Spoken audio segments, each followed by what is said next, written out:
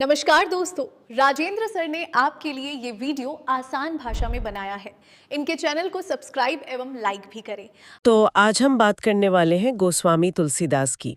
और जब हम तुलसीदास कहते हैं तो ज़्यादातर लोगों के दिमाग में सबसे पहले राम और रामचरितमानस ही आता है। मतलब भक्ति, श्रद्धा, एक आदर्श। लेकिन आज हमारे पास जो स्रोत हैं वो एक थोड़ी अलग ही तस्वीर दिखाते हैं। हमारे सामने है उनकी कवितावली और रामचरितमानस के कुछ हिस्से।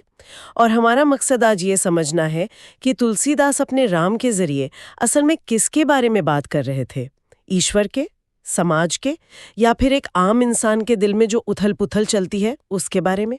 ये सवाल ही अपने आप में बहुत दिलचस्प है, क्योंकि तुलसीदास को सिर्फ एक भक्त कवि मान लेना मुझे लगता है उनकी प्रतिभा के साथ एक तरह का अन्याय है। वो अपने दौर के एक बहुत बड़े समाज सुधारक और एक मनोवैज्ञानिक भी थे। उनकी सबसे बड़ी खूबी थी शास्त्र और लोक के बीच एक पुल बनाना। शास्त्र और लोक, इसका क्या मतलब है? इसे थोड़ा और समझाइए। देखिए, उस दौर में जो विद्वान थे वो अक्सर शास्त्र की भाषा में लिखते थे, यानी संस्कृत में। हाँ, संस्कृत में, जो आम लोगों की पहुंच से बहुत दूर थी। और दूसरी तरफ थी लोक की भाषा, अवधी, ब्रज भाषा, जिसे मतलब गांव देहात का हर इंसान बोलता था, समझता था। तुलसीदास ने जानबूझकर लोक की भाषा को चुना, लेकिन उसमें शास्त्र का जो गहरा ज्ञान था, जो गरिमा थी, वो भर दी। अच्छा। एक तरह से ये ज्ञान का लोकतंत्रीकरण था, जो उस समय के लिए एक बहुत बड़ा और क्रांतिकारी कदम था। उन्होंने ज्ञान को मंदिरों और मठों से निकालकर आम आदमी के आंगन तक पहुंचा दिया। कमाल है। मतलब उन्होंने भाषा को एक हथियार की तरह इस्तेमाल किया। चलिए इसी से शुरू करते हैं। उनके काम का एक हिस्सा है जो मुझे हमेशा से बहुत बहुत ताकतवर लगा है, जहां वो पेट की आग की बात करते हैं। आज के दौर में भी ये कितना सच लगता है। बिल्कुल। भिखारी, नौकर, चोर, जादूगर, सब के सब एक ही चीज के लिए जी मर रहे हैं, पेट भरने के लिए।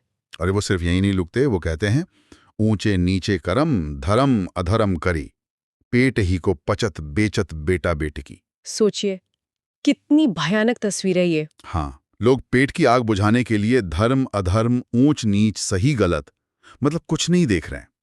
यहां तक कि अपने बेटा बेटी को बेचने पर मजबूर हैं।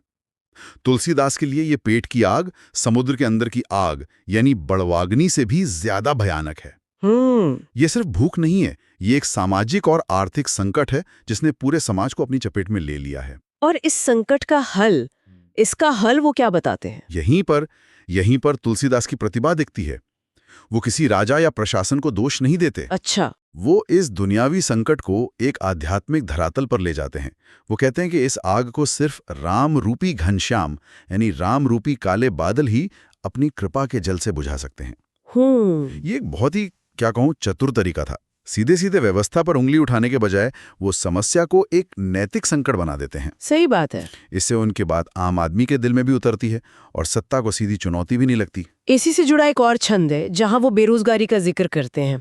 खेती न किसान को, भिखारी को न भीख, बलिक बनिक को बनिज, न चाकर को चाकरी। मतलब न किसान के पास खेती है, न भिखारी को भीख मिल रही है, न बनिए का व्यापार चल रहा है, और न ही नौकर को नौकरी। हर कोई बेबस है। बिल्कुल। और इस बेबसी को समझाने के लिए वो एक जबरदस्त रूपक का इस्तेमाल करते हैं। वो इस गरीबी और लाचारी की तुलना करते हैं दारिद्र दसानन से। दारिद्र दसानन, इसका मतलब 10 सिर वाला गरीबी का रावण। ठीक समझे, ये तो कमाल का रूपक है ना। हाँ बिल्कुल। इसका मतलब तुलसीदास गरीबी को सिर्फ एक आर्थिक समस्या नहीं, बल्कि रावण की तरह एक नैतिक और दुष्ट शक्ति के रूप में देख रहे हैं, जो समाज को निगल रही है। और जैसे रावण का वध सिर्फ राम कर सकते हैं, वैसे ही इस दारिद्र दसानन को भी सिर्फ राम की कृपा ही खत्म कर सकती है। यहाँ वो अपने समय के यथार्थ को कितनी गहराई से पकड़ रहे हैं, ये साफ दिखता है। वो सिर्फ भक्त नहीं है, वो एक समाज शास्त्री भी है। तो एक तरफ वो समाज की इतनी बड़ी बड़ी समस्याओं की बात कर रहे हैं, लेकिन दूसरी तरफ जब बात खुद पर आती है तो उनका रवैया कैसा था? क्या वो समाज के नियमों में बंधे हुए थे? अरे बिल्कुल नहीं, बल्कि वो तो समाज के बंधनों को पूरी तरह से नकार देते हैं। उनका एक सवैया है जो उनके स्वाभिमानी और कह सकते हैं विद्रोही मन को दिखाता है। ये उनके आत्मविश्वास का चरम है। हाँ, वो वाला जिसमें वो कहते हैं, धूत कहो अवधूत कहो, रजपूत कहो जोलाहा कहो कोऊ, काहू की बेटी सो बेटा न ब्यावप, काहू की जाति बिगार न सोहू। यही वो साफ साफ कह रहे हैं, मुझे कोई धूर्त कहे या सन्यासी, राजपूत समझे या जुलाहा, मुझे कोई फर्क नहीं पड़ता। कोई फर्क नहीं पड़ता। मुझे किसी की बेटी से अपने बेटे की शादी करके उसकी जाति नहीं बिगाड़नी है। उस जमाने में सोचिए, जब जाति ही किसी की पहचान होती थी, ये कहना बहुत बड़ी बात थी। बहुत बड़ी बात थी। वो समाज के बनाए इन खांचों को सिरे से खारिज कर रहे हैं। और इसी में वो आगे कहते हैं, मामंगी के खैबो, मसीत को सोएबो, लेबो को एकू न देवो को दू। यानी मैं मांग कर खाता हूँ, मसीत को सोता हूँ, और मुझे किसी से न कुछ लेना है न देना है। मस्जिद में सोना, ये तो उस दौर के हिसाब से एक बहुत ही साहसी बयान रहा होगा। बहुत ज्यादा साहसी। ये उनकी गहरी भक्ति से उपजा आत्मविश्वास है, जो उन्हें हर तरह के सामाजिक दुराग्रह, चाहे वो जाति का हो या धर्म का हो, उससे ऊपर उठने की ताकत देता है। उनकी भक्ति उन्हें किसी पर निर्भर नहीं रहने देती, बल्कि उन्हें आत्मनिर्भर और स्वतंत्र बनाती है। वो कह रहे हैं कि मेरा रिश्ता सीधा मेरे राम से है, मुझे समाज के किसी ठेकेदार की जरूरत नहीं। अच्छा। तो उनकी भक्ति उन्हें समाज से तोड़ती नहीं, बल्कि समाज के पाखंड से आजाद करती है। तो उनकी भक्ति उन्हें एक व्यक्ति के तौर पे समाज के खिलाफ खड़े होने का साहस देती है। ये जो एक व्यक्ति के मन की गहरी भावना है, ये उनके काम में और कहाँ दिखती है? मुझे लगता है कि सबसे बड़ा उदाहरण तो राम का विलाप है। बिल्कुल। ये जो स्वाभिमान और व्यक्तिगत भावना है, ये सिर्फ उनके अपने जीवन में नहीं दिखती। उन्होंने तो अपने ईश्वर को भी इन्हीं मानवीय कमजोरियों और गहरी भावनाओं से भरा हुआ दिखाया। रामचरितमानस का लंका कांड का प्रसंग शायद इसका सबसे बड़ा सबूत है। हाँ, वो प्रसंग जब लक्ष्मण को शक्ति बाण लगा है और वो मूर्छित पड़े हैं, उस वक्त राम का जो दुख है, वो किसी भगवान का दुख लगता ही नहीं है। वो एक आम इंसान का, एक बड़े भाई का दुख है, जो अपने छोटे भाई को खोने वाला है। उस क्षण में तुलसीदास राम के ईश्वरत्व को पूरी तरह से हटा देते हैं। बिल्कुल। राम एक असहाय मनुष्य की तरह विलाप कर रहे हैं। वो कहते हैं, सगौन दुखित देखी मोही काहू, यानी तुम तो मुझे कभी दुखी देख ही नहीं सकते थे, और आज मेरी ये हालत है। वो यहां तक कह देते हैं कि अगर मुझे पता होता कि वन में भाई से बिछड़ना पड़ेगा, तो मैं अपने पिता का वचन भी नहीं मानता। ये एक भगवान नहीं बोल सकता, ये सिर्फ एक टूटा हुआ भाई बोल सकता है। और फिर वो पंक्ति जो दिल को चीर देती है, जय हो अवध कवन मुँह लाई, नारी हेतु प्रिय भाई गंवाई। कि मैं अयोध्या कौन सा मुंह लेकर जाऊंगा, लोगों से कहूंगा कि एक स्त्री के लिए अपने प्यारे भाई को गंवाया। यहाँ तो तुलसीदास ने ईश्वर और मनुष्य के बीच की सारी दीवारें गिरा दी। यही तो उनका काव्य कौशल है। वो ईश्वर का पूरी तरह से मानवीकरण कर देते हैं। इससे होता यह है कि पढ़ने वाला या सुनने वाला सीधे उस भावना से जुड़ जाता है। हमें राम के प्रति श्रद्धा से ज्यादा सहानुभूति होने लगती है। हाँ, हम उनके दुख को महसूस कर पाते हैं। बिल्कुल।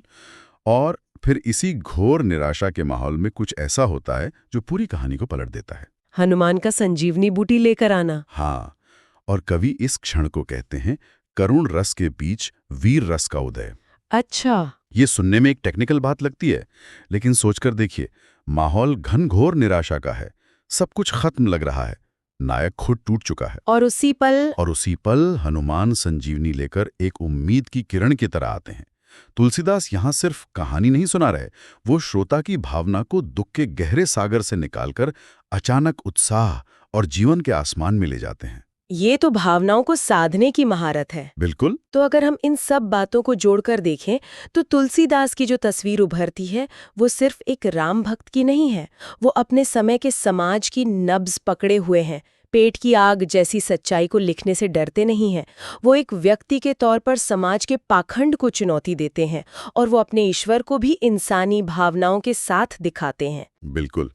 तो आपके शुरुआती सवाल पर लौटते हैं कि वो किसके बारे में बात कर रहे थे।